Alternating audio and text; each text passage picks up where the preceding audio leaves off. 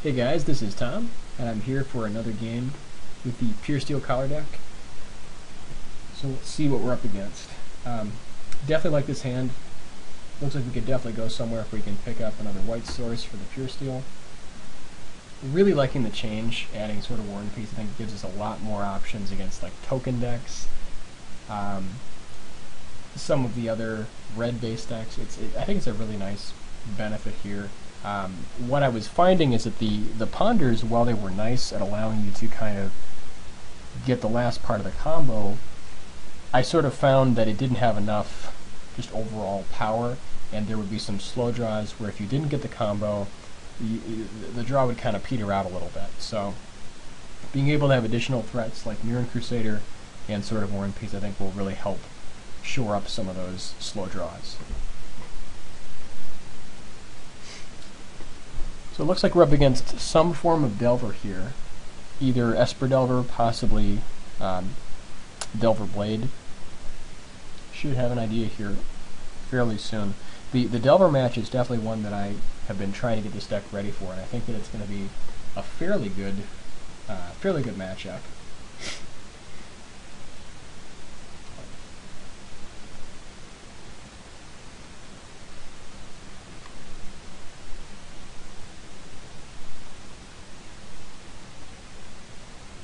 This could be another deck as well. Looks like he is a little bit stuck on mana. So definitely happy to just start bashing in.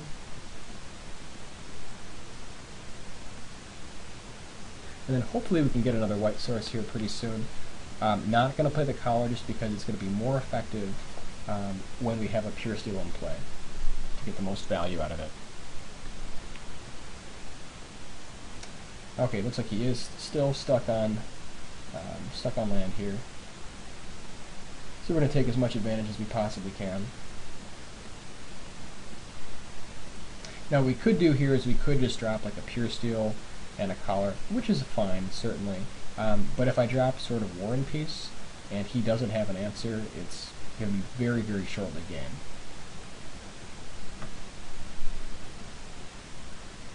This really puts on the pressure, and you know, if you can't deal with it, it's going to be very problematic.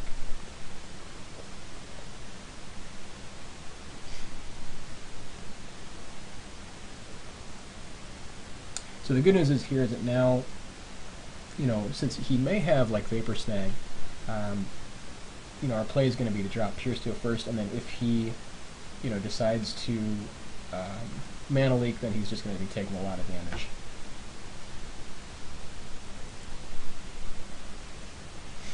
So now we know that it's safe to go ahead and equip, and then we'll just push as much damage as we possibly can.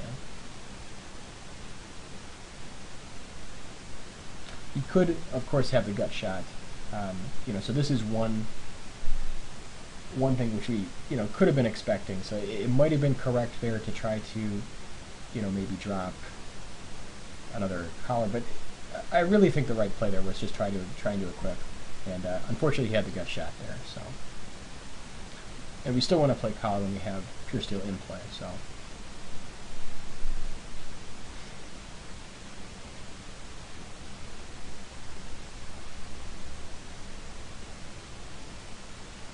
Now, at this point, he definitely could have the Snapcaster for the gut shot, or he could have Vapor Snag, any number of things he could have at this point to really causes some problems here. So I think our play is just going to be to drop Puresteel, try to get Metalcraft, and then sort of see what he does about it.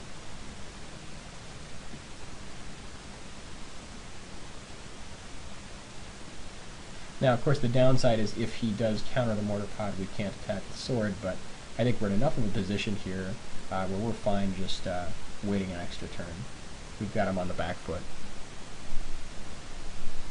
And if he doesn't have a counter here, then we do get Metalcraft, and it's very, very beneficial for us.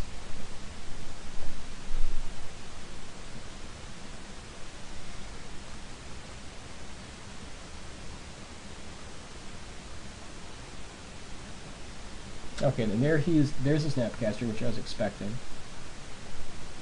So he's got the gut shot back up. which is fine.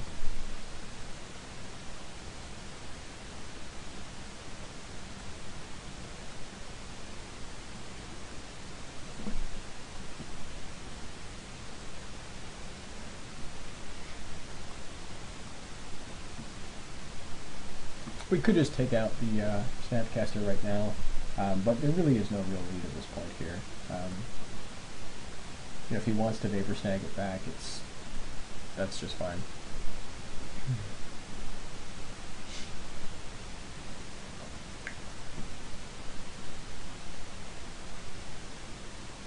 So at this point, unless he has a Vapor Snag, we've definitely got him on the ropes. Yeah, and that's game. Okay, so against this form of Delver now, typically you're going to see Gutshot in Delver Blade. Gutshot may also be played in Esper Delver, so we're going to kind of hedge here a little bit. Normally I would cut the Grafdigger's Cage for the traditional Delver Blade matchup, but since we don't know with 100% certainty that it is just Delver Blade, we're going to keep in one copy. So we're happy to take out Husk. It's not as effective here. Cards we want to bring in Image in case he does have Geists. Spellskite is an absolute all-star in this matchup, especially with Gutshots, Vapor Snags, possibly Mutagenic Growth. Then we're going to bring in Mental Misstep as well. Now in the Delver Blade variant, there's not as many targetable creatures, so Quiver loses some value, but Life Staff is still very, very good. So probably going to shave at least one Crusader. Sword of War and Peace, while very powerful, is a very slow and clunky play against a primarily blue deck. So we're going to cut the swords. And then, let's see here. Most likely we're also just going to go ahead and shave the Crusaders. Once again, with the speed and the amount of bouncing and counters and mana leaks, the value of swords and Crusaders really goes down quite a bit.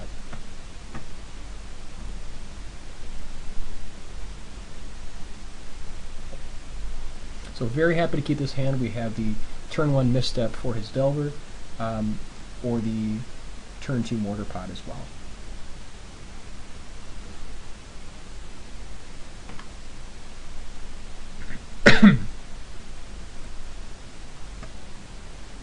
Once again, we're just going to be keeping Collar in hand just to get the maximum amount of value from Puresteel.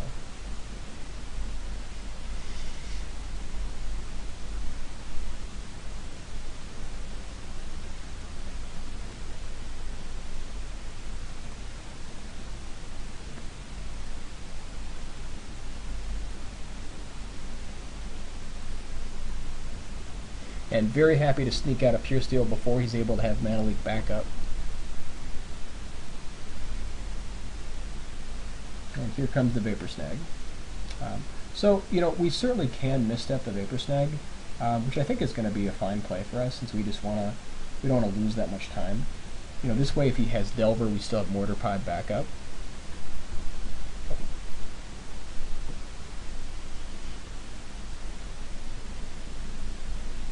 And now if he plays Geist, we just have the image for it. So apparently it looks like he is the Esper variant. Okay. So, unfortunately we can't quite take out the Captain. We could copy the Captain to at least kind of slow down the beats. We could start dropping Collar into Mortar Pod. That might be another line of play. We could go Trinket Mage to try to pick up another Collar and then just have maximum combo. So, really, I think at this point, I think that we want to, well, let's see here. I think we want to play Trinket Mage, because if he has the leak, we don't want to tap out and, sort of put everything up in the air and then have it just get countered. I'd rather have the I'd rather have the Trinket Mage come through. But I think first of all we're going to see if he wants to trade, because we're actually happy to trade for Captain. Captain is one of the scariest cards we can run into, so very happy to trade here.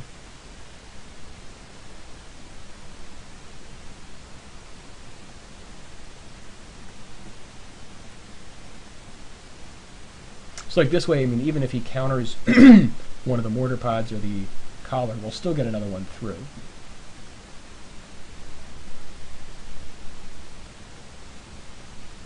Okay, so at this point we probably want to pick up Grafdiggers, just because if he, we can shut down the Lingering Souls. Otherwise we could go for Lifestaff.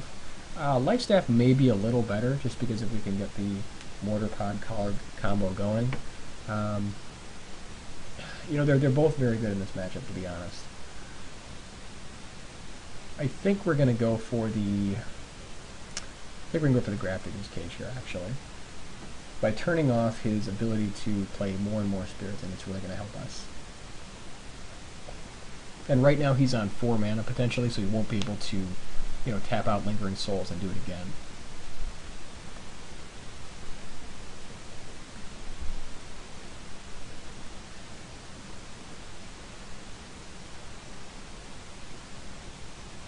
The good news is we can always just copy our Trinket Mage to go and get the Lifestaff as well.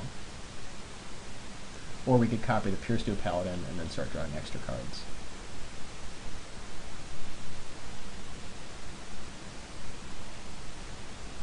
And I think here we have to assume he has Snapcaster into Snag. So kind of with that in mind, we definitely want to get Mortar Pod down. We're going to start with the Grafdigger's Cage.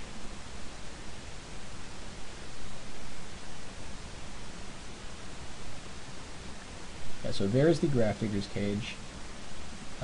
There's the Snapcaster into the Vapor Snag, which I expected.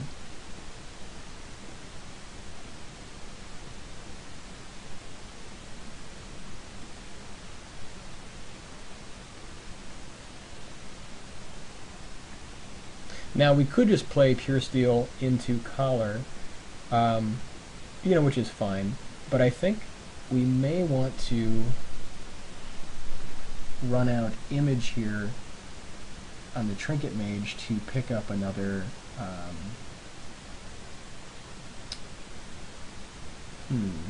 or we could copy his Dragon Skull. They're both pretty good lines. I think we want to actually Image the Trinket Mage though and pick up Lifestaff.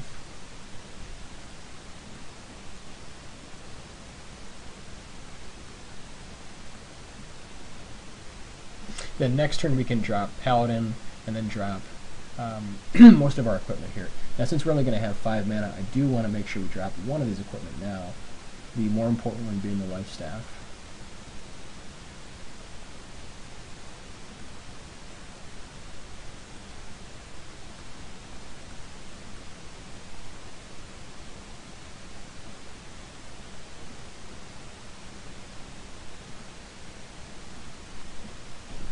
And actually, I mean, attacking there actually was probably incorrect. We probably should not have attacked, so we could go off with our Paladin and using the Trinket Mage for extra guys. That was probably a misplay.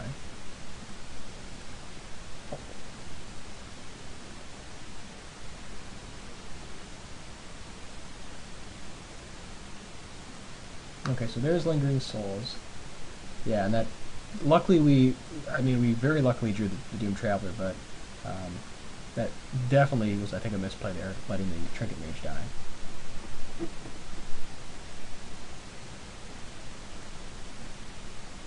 So unfortunately we're going to be a little bit light on the extra tokens, but I think it's more important to take out the Captain.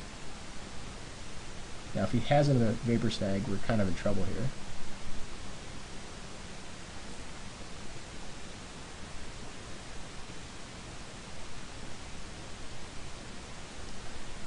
And it looks like he's got something, Dismember, which is unfortunate.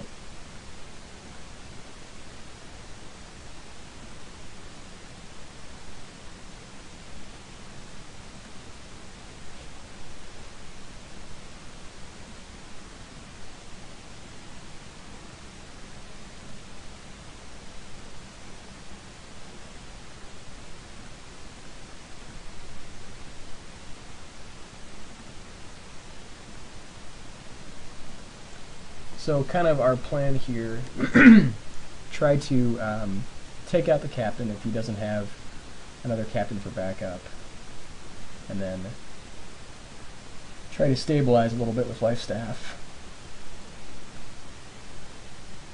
So most likely, he either has mana leak or possibly he has another Vapor Snag, some way protecting his Drogspell, but we have to go for it, I think, here. Now we could drop like Collar on the Traveler, and then we wouldn't quite have enough for the life staff. So I think it's more important for us to, let's see if we, yeah, I think it's more important for us to try to use the Mortar Pod and then use the Traveler to finish off the Captain. Okay, so that is a little unfortunate, but it doesn't actually hurt us that much. Luckily he didn't Vapor Snag the Doom Traveler, which would have been a real pain.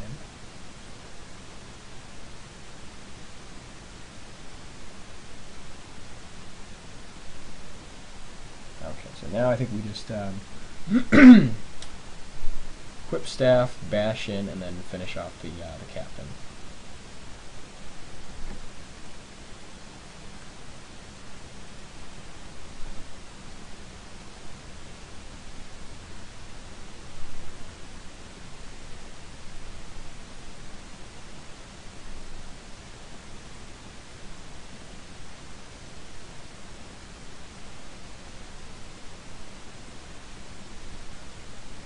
So if he has something else plus Snapcaster, he might be in a little bit of trouble here, but I think it's still going to be the play. Because we're still racing. And he does have something here.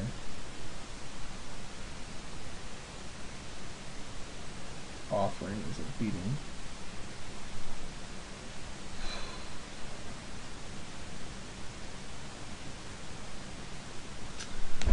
Okay, I think at this point, since we're low enough on mana, it can be more important to drop Collar this turn instead of holding it for a potential Puresteel next turn.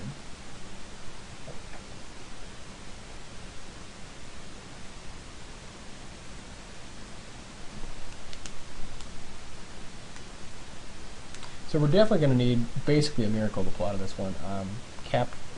Puresteel would definitely get us there, I think.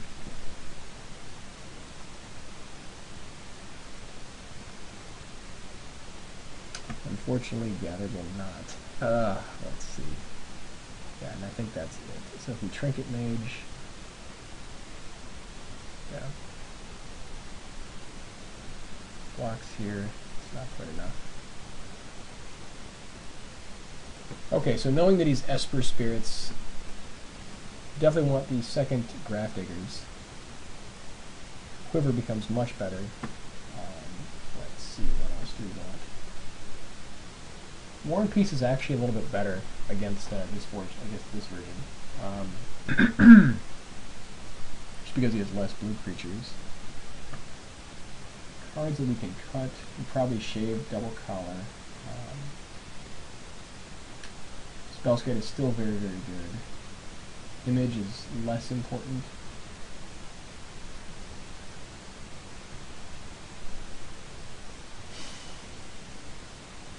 And I think we just make a rune for one sword and just call it a day. Okay, so this hand is actually pretty good. We have the turn one, so we're on the play, and so if he has Delver, we still have Mortar Pod for it. Then we've got the Champion into Gather.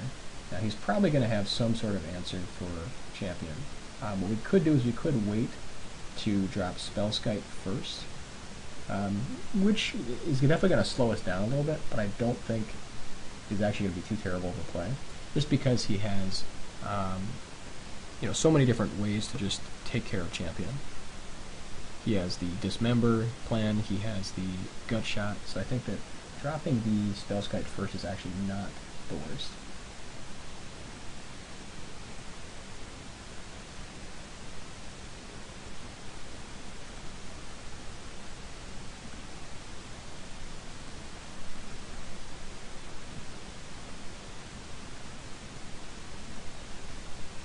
I mean, we could have still just dropped Champion and just, had a turn where there's no protection, but Not 100% sure that we did the right play there, but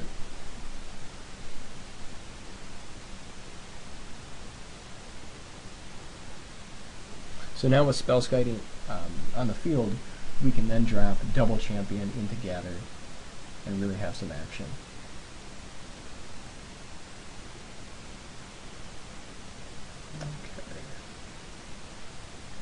Okay.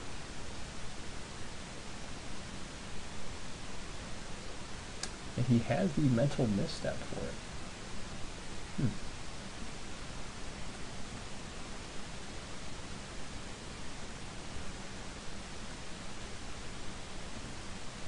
Which I have to admit I was not expecting.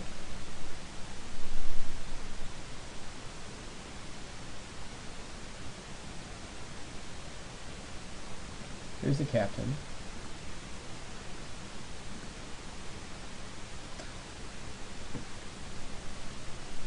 Yeah, we could definitely use a little bit of land here. So I think the play is just to drop mortar pod. We need to really, we need to get, we need to drop the captain as soon as humanly possible.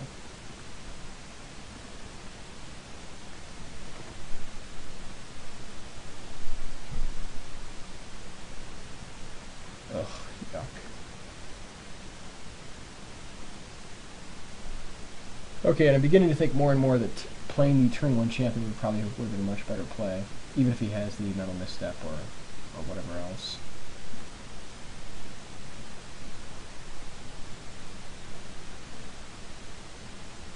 Now we just got to start racing. No other choice.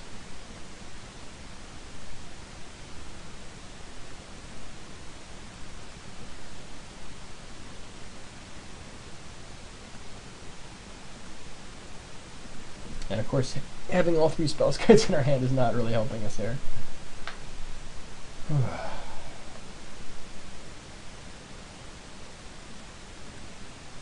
So this is probably just game here, unfortunately.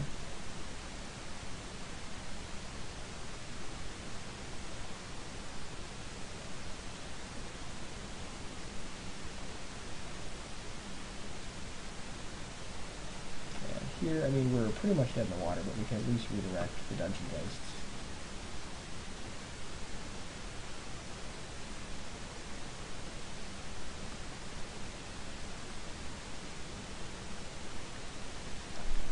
So let's see, we block the 5/5, go to 3.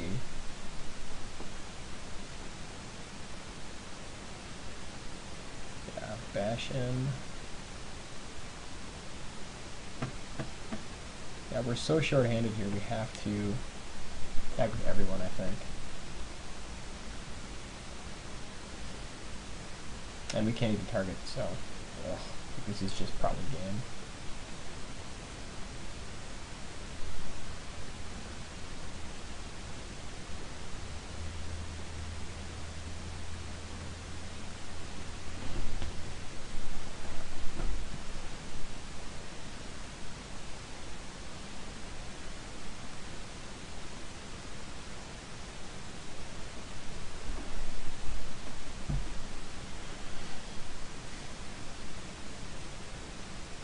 Okay, there's the triple captain. Alright. So now we go to 1.